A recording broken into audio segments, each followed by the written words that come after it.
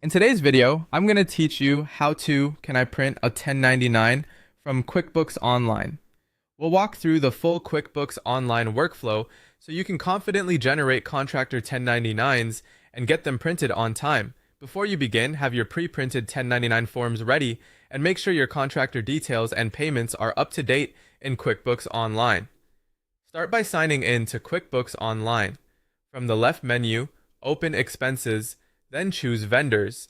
This is where your contractor list lives, and it's the best place to begin, so everything flows smoothly into the forms.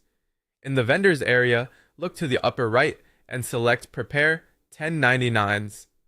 Choose the correct tax year for the forms you're producing, then continue. Picking the right year is key because QuickBooks will pull totals only from that period.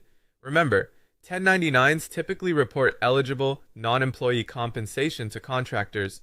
Generally, when total payments meet the IRS threshold for the year, you'll now review 1099 accounts.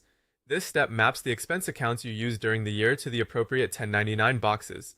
Think of it as telling QuickBooks which categories count toward each form. Make sure the accounts you use to pay contractors are checked and mapped to the right boxes, such as non-employee compensation where applicable. When it looks right, move forward.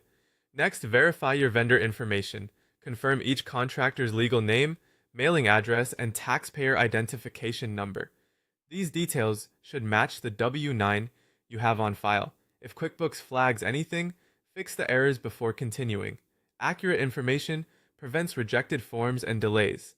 Then, review totals. You'll see the payment totals QuickBooks calculated for each contractor based on your mapping and transactions.